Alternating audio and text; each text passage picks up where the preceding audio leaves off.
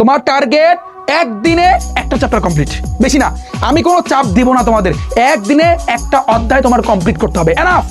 আর কিছু লাগবে না, অন্য সাবজেক্ট তোমার ধরার দরকার নাই, ধরার কোনো প্রয়োজন নাই। জাস্ট আমার কথাগুলো একটু শোনো। যদি তুমি তোমার সিলেবাস 70% কমপ্লিট করতে চাও, তাহলে তুমি ধরো প্রথম অধ্যায় তুমি ধরলা, তুমি এই যে 6টা থেকে 8টা সকালবেলা, হ্যাঁ, তুমি এই প্রথম অধ্যায়ের যে বেসিকটা আছে না, এই বেসিকটা ঠান্ডা মাথায় তুমি কভার করবা, বই থেকে একটু পড়বা। অ্যান্ড দেন যদি কারো কাছে পড়ো, তুমি প্রাইভেট পড়ো, তার কাছে তুমি শিখবা, অথবা যদি আমার কাছে পড়ো, 0 to হিরো ব্যাচে যদি পড়ে থাকো, তুমি ঠান্ডা মাথায় বেসিক ক্লাসটা দেখা তারপর নিজে নিজে একটু পড়বা, এনাফ। এই গেল তোমার 2 ঘন্টা। এইখানে 2টা ঘন্টা টাইম দিছি।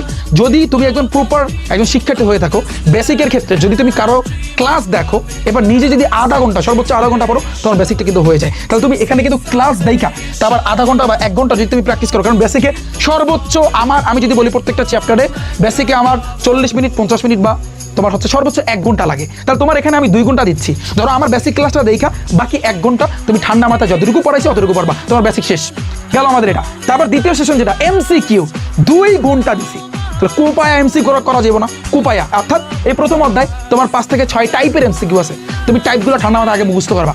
মুখস্থ করতে তোমার সর্বোচ্চ সময় লাগে 15 মিনিট। তুমি বলবা ভাইয়া আমি লাস্ট বেঞ্চের স্টুডেন্ট, আমি কিচ্ছু পারি না। বেটা তোর জন্যই বলতেছি, তোর জন্যই এই ক্লাস, তোরে আমি লাস্ট বেঞ্চ থেকে ফার্স্ট বেঞ্চে নিয়ে আসতে পারবো। বোঝো না বিষয়টা? এইসব মানে ওই যে আমি এই জিনিসটা বুঝি না, বাংলাদেশে আসলে শিক্ষা জিনিসটা কেমনই জানি, আমার কাছে আসলে পার্সোনালি আমার কাছে ভালো লাগে না।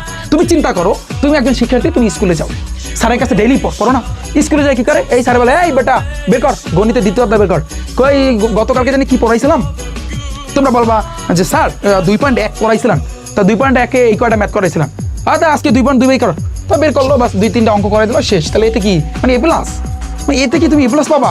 হ্যাঁ ব্রো, তোমার জন্য কি পরিমাণ বাসটা যে ওয়েট করতেছে। ওই যে আইকেলা বাস দেখাইছি না, এরকম মানে একটা বাস এখান থেকেও বেরোইছে, বাসটা এখান থেকেও বেরোইছে, ওই আইকেলা বাস তোমার জন্য ওয়েট করতেছে, সোজা বাস না, মানে আইকেলা বাস, ওইটা তোমার জন্য ওয়েট করতেছে, বুঝছো? তো এইসব বাদ দাও। তো এই 2 ঘন্টায় তুমি কিন্তু MCQ কভার করবা টাইপ আকারে। আমি SSC 27 ব্যাচ, তোমরা জানো প্রত্যেকে যে তোমাদের জন্য সায়েন্সের 4 সাবজেক্টের মাস্টার প্রবুক আমাদের আসতেছে, অ্যান্ড কমার্সের 4 যেই কটা সাবজেক্ট আছে সেটার মাস্টার প্রবুক, অ্যান্ড আর্টসের মাস্টার প্রবুক কিন্তু আমরা নিয়ে আসবো। কিন্তু তোমরা পাও কিনা আমি জানি না, বাট SSC 27 ব্যাচের জন্য আমি ট্রাই করবো অন্ততপক্ষে সায়েন্সের 4 সাবজেক্ট আনার জন্য।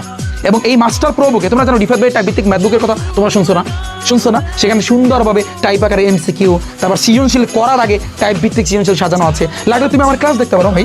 এই যে দেখো আমি তোমাকে যে আমি কি বলতেছি, তুমি আমার ইউটিউব চ্যানেল রিফাত একাডেমিতে যাবা, প্লে লিস্টে আছে, প্লে লিস্টে একটা তুমি চাপ দিবা, প্লে লিস্টে চাপ দেওয়ার পরে আমার বইয়ের ভিতরে কিভাবে সাজানো আছে তুমি একটু নিচের দিকে যাবা। এই যে দেখো রিফাত ভাই টাইপ ভিত্তিক ম্যাথবুক ক্লাস, তুমি এখান থেকে যে কোনো চ্যাপ্টার, তুমি দূরত্ব উচ্চতা বলো, পরিমিতি বলো, যা বলো, এখানে প্রায় অনেকগুলা ক্লাস।